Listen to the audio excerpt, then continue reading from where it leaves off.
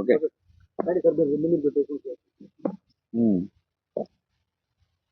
పోలవరం ఒక వరం, ఈ రాష్ట్రాన్ని భవిష్యత్తులో ఒక కరువు రహిత రాష్ట్రంగా మార్చేటువంటి ప్రాజెక్టు. అటువంటి పోలవరం ఆ రోజు 2014, 2019 5 సంవత్సరాల్లో 72% ప్రతి సోమవారం పోలవరం అనేటువంటి పేజీగా మార్చుకుని చంద్రబాబు నాయుడు గారు పూర్తి చేస్తే 2019లో ప్రభుత్వం మారిన తర్వాత పోలవరం విధ్వంసమై డయాఫ్రామాలు ధ్వంసమైనటువంటి స్థితి. ఈ మాట నేను చెప్పడం కాదు, సాక్షాత్ ఐఐటి హైదరాబాద్ నిపుణులు చెప్పారు. 2020 ఆగస్టులో వచ్చిన వరదలకు డయాఫ్రామాలు దెబ్బతింది.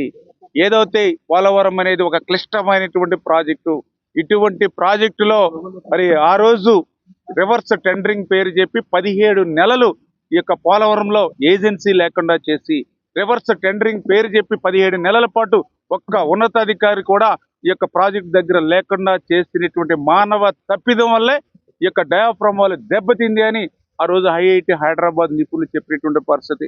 సాక్షాత్తు మరి పిపిఏ వాళ్ళు కానీ సిడబ్ల్యూఎస్ వాళ్ళు కానీ హెచ్చరించారు ఆ రోజు ఉన్నటువంటి జగన్మోహన్ రెడ్డిని.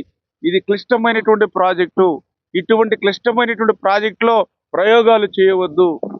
ఈ ఒకే వర్క్ని 2 ఏజెన్సీలు చేస్తే రేపొద్దుట ఏదైనా నాణ్యతలో ఇబ్బంది వచ్చి భద్రత విషయంలో ప్రమాదం వస్తే ఏ ఏజెన్సీ బాధ్యత వహిస్తారు? ఇటువంటి వర్క్స్కి అటువంటి రివర్స్ టెండరింగ్ పేరు చెప్పి ఏజెన్సీలు మార్చొద్దని చెప్పి పదే పదే పిపిఏ సిఈలు సైతం లేఖలు రాసి హెచ్చరించినా కూడా నాడు జగన్మోహన్ రెడ్డి పెడచెవన పెట్టినటువంటి పాపం ఫలితమే 2020 ఆగస్టు వరదలకి డయాఫ్రామాలు దెబ్బతిని ఉండడము.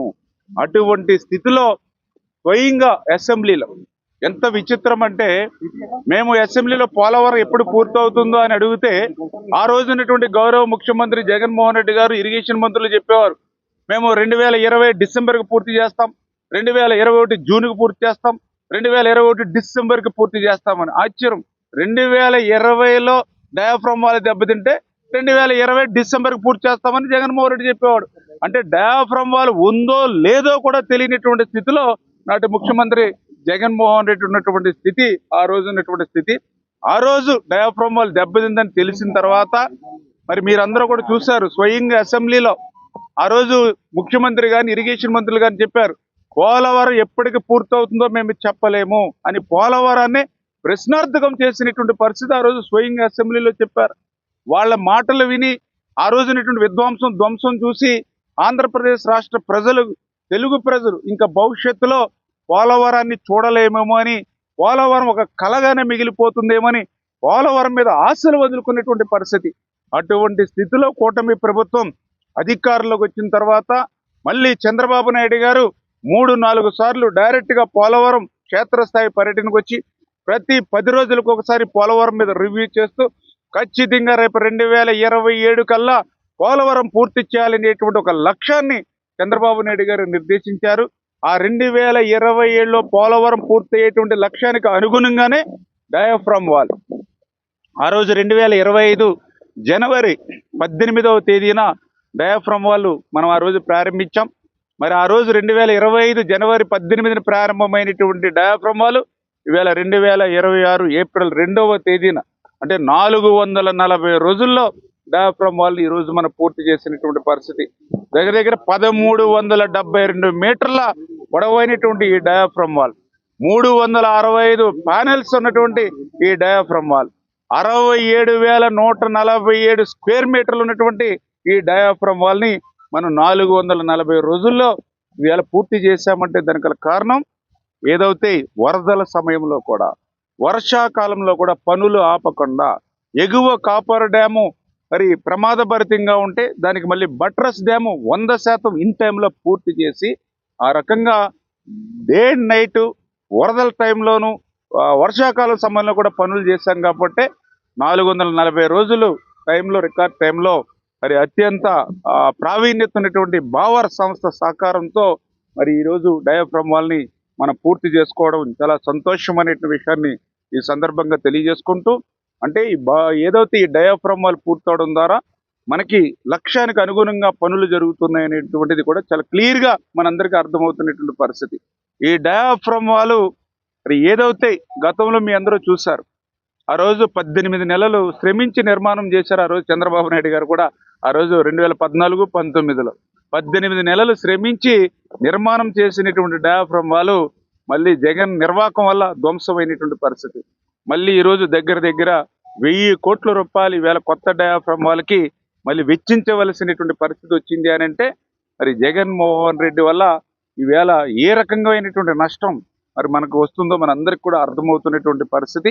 ఖచ్చితంగా రేపు రాబోయేటువంటి రోజుల్లో ఆ యొక్క చంద్రబాబు నాయుడు గారు ఇచ్చిన లక్ష్యానికి అనుగుణంగా ఆ యొక్క డయాఫ్రమ్ వాళ్ళు నిర్మాణం పూర్తయ్యేంత వరకు వేచి చూడకుండా సిడబ్ల్యూసి, పిపిఏ, ఇంటర్నేషనల్ ఎక్స్పర్ట్స్ వాళ్ళ యొక్క సూచనల ప్రకారం డయాఫ్రమ్ వాళ్ళతో పాటు ప్యారలల్ గా కూడా మరి ఈ యొక్క ఈసేరఫ్ మెయిన్ డ్యామ్ ను కూడా నిర్మాణం చేసుకోవాలనేటువంటి వాళ్ళ ఆలోచనకు అనుగుణంగానే ఒక పక్కన డయాఫ్రమ్ వాళ్ళ పనులు జరుగుతుండగానే ఆల్రెడీ ఈసేరఫ్ మెయిన్ డ్యామ్ గ్యాప్ 1లో మనం ఆల్రెడీ పనులు ప్రారంభించి ముమ్మరంగా గ్యాప్ 1లో పనులు పూర్తవుతున్న విషయాన్ని కూడా మనం చూస్తూ ఉన్నాం. అదేవిధంగా గ్యాప్ 2లో కూడా మరి ఆల్రెడీ ఆ యొక్క ఏదైతే డిజైన్స్ అన్ని కూడా పూర్తి చేసుకుని ఆ పనులను కూడా ప్రారంభించుకుని ఏదైతే రేపు 2027 కల్లా ఆ గ్యాప్ 2లో ఉన్నటువంటి ఈసీఆర్ఎఫ్ అంటే ఏదైతే అత్యంత కీలకమైనటువంటి మెయిన్ డ్యామ్ పనులు కూడా మరి జరుగుతూ ఉన్నాయి. ముఖ్యమంత్రి గారు కూడా చాలా క్లియర్గా మా అందరికీ కూడా డైరెక్షన్ కానీ క్లియర్గా చెప్పడం జరిగింది. పోలవరం నిర్మాణం ఎంత వేగవంతంగా పూర్తి చేయడం ఎంత ముఖ్యమో అంతే వేగంగా చేయడంతో పాటుగా నాణ్యతతో కూడా ఆ పోలవరం ప్రాజెక్టు పనులు పూర్తి కావాలి. ఇటు వేగం అటు నాణ్యత రెండింటినీ కూడా తీసుకొని పోలవరాన్ని పూర్తి చేయాలనేటువంటి చంద్రబాబు నాయుడు గారి యొక్క లక్ష్యానికి అనుగుణంగానే ఈ పనులు జరుగుతూ ఉన్నాయి. ఈ యొక్క డిజైన్స్ కానీ ఇవన్నీ కూడా సిడబ్ల్యూసి అప్రూవల్ తోటి ఈ పనులు జరుగుతూ ఉన్నాయి. మేము ఏదైతే ఈ యొక్క పోలవరం ప్రాజెక్టు పనులు జరుగుతున్నాయో ఆ పోలవరం ప్రాజెక్ట్ అథారిటీ పిపిఏ కూడా ఎవ్రీ డే ఎవ్రీ మినిట్ ఆ డిజైన్స్ ప్రకారం జరుగుతున్న పనులన్నింటి కూడా పర్యవేక్షణ చేస్తూ ఉన్నారు. ఖచ్చితంగా ఈ యొక్క లక్ష్యం మేరకు ఆ పోలవరాన్ని 2027 కల్లా పూర్తి చేయడంతో పాటుగా దీనికి సంబంధించిన నిర్వాసితులు ఎవరైతే ఉంటారో వాళ్ళకు కూడా, ఎందుకంటే మేము కూటమి ప్రభుత్వ అధికారులకు వచ్చినటువంటి ఈ 21 నెలల్లోనే మరి వాళ్ళకి 2000 కోట్ల రూపాయలు వీళ్ళ నిర్వాసితులకు చెల్లించాం. మొన్న జనవరి సంక్రాంతికి 900 కోట్ల రూపాయలు, మన నవంబర్ దీపావళికి మరి 1000 కోట్ల రూపాయలు, మొన్ననే ఉగాదికి 250 కోట్ల రూపాయలు, అంటే 2000 కోట్ల రూపాయలు. మరి 14, 19లో కూడా ఆ రోజు 2016లో చంద్రబాబు నాయుడు గారు ఉండగానే 700 కోట్ల రూపాయలు నిర్వాసితులకు ఇచ్చాం. ఇక్కడ మీరందరూ కూడా స్పష్టంగా గమనించాలి. ఆ రోజైనా ఈ రోజైనా నిర్వాసితులకి వచ్చింది అంటే చంద్రబాబు నాయుడు ముఖ్యమంత్రిగానే. మరి 19, 24లో జగన్మోహన్ రెడ్డి పాలనలో ఒక్క రూపాయి కూడా నిర్వాసితులకు ఎందుకు అందల? మరి ఆ రోజు పాదయాత్రలో ఆయన 6 పెంచిస్తానని చెప్పాడు. పెంచడం మాట నుంచి ఉన్న వాటిని కూడా ఒక్క రూపాయి ఎందుకు కావాల? ఆ రోజు మేము 14, 19లో 75 పునరావాస కాలనీల నిర్మాణాన్ని ప్రారంభించి ఆ రోజు 25 కాలనీలు పూర్తి చేసాం. మిగిలినటువంటి కాలనీలు ప్రోగ్రెస్గా ఉంటాయి. 5 సంవత్సరాల్లో ఎందుకు నువ్వు అరబస్తా సిమెంట్ ఒక ఇటుక ముక్క పెట్టలేదు? అంటే ఏ రకంగా మోసం దగ. ఆఖరికి పోని పోలవరం డబ్బులు కరువు అంటే ఆ రోజు కేంద్ర ప్రభుత్వం 14, 19లో చంద్రబాబు నాయుడు గారు కేంద్రం ఇచ్చేంత వరకు వెయిట్ చేయకుండా రాష్ట్ర బడ్జెట్ నుంచి పోలవరానికి నిధులు ఖర్చు పెట్టారు ఆ రోజు 14, 19లో. అటువంటి రీఎంబర్స్మెంట్ అమౌంట్ 3880 కోట్ల రూపాయలు కేంద్రం రాష్ట్రానికి జగన్ పరిపాలనలో ఇస్తే వాటిని కూడా నిర్వాసితులకు ఒక్క రూపాయి ఇవ్వాల, వాటి నుండి ప్రాజెక్టుకు ఒక్క రూపాయి ఖర్చు పెట్టాల. కేంద్రం ఇచ్చిన రీఎంబర్స్మెంట్ నిధులు కూడా పక్కదారి పట్టించాడు, దారి మళ్లించారు. అంటే ఈ రకంగా అడుగునా కూడా ఇటు పోలవరం ప్రాజెక్టు అటు పోలవరం నిర్వాసితులకి, అదేవిధంగా Polavaram right main canal, left main canal. ఎందుకంటే లెఫ్ట్ మెయిన్ కెనాల్ కూడా మీకు తెలుసు 5 సంవత్సరాలు ఎక్కడైనా ఒక తట్ట మట్టి తీసాడు లెఫ్ట్ మెయిన్ కెనాల్లో. మరి ఆ రోజు ఉత్తరాంధ్రకి లెఫ్ట్ మెయిన్ కెనాల్ లేకుండా ఒక చుక్క నీరు ఎట్లా పోతుంది?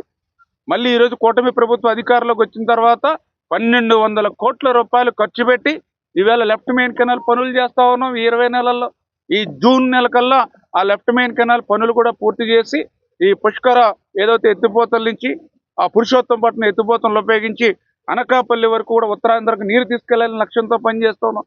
నువ్వు 5 సంవత్సరాలు నీకు అధికారం ఇస్తే ఎందుకు నువ్వు ఆ లెఫ్ట్ మెయిన్ కెనాల్ పనులు విస్మరించావు? అంటే ఈ రకంగా అడుగునా కూడా మరి విధ్వంసమే తప్ప అభివృద్ధికి నోచుకునేటువంటి పాలన గత పాలనలో ఉంటే ఇప్పుడు ఇరిగేషన్కి అత్యంత ప్రాధాన్యత ఇస్తూ ఖచ్చితంగా 27కి పోలవరం పూర్తి చేసి ఈ పోలవరం నుంచి గోదావరి వరద జలాలు అటు ఉత్తరాంధ్రకు ఇటు రాయలసీమకు తీసుకెళ్లేటువంటి బాధ్యత ఈరోజు ముఖ్యమంత్రి చంద్రబాబు నాయుడు గారు తీసుకున్నారు. దీనికి పూర్తి సహాయ సహకారాలు రాష్ట్రంలో పవన్ కళ్యాణ్ గారు, ముఖ్యంగా కేంద్రంలో నరేంద్ర మోడీ గారు మరి పూర్తి స్థాయిలో ఎక్కడ కూడా ఎటువంటి ఆర్థిక పరమైనటువంటి ఇబ్బందులు లేకుండా పూర్తి స్థాయి అందిస్తున్నందుకు అటు కేంద్ర ప్రభుత్వానికి కూడా మీ ద్వారా కూడా ధన్యవాదాలు తెలియజేస్తాం.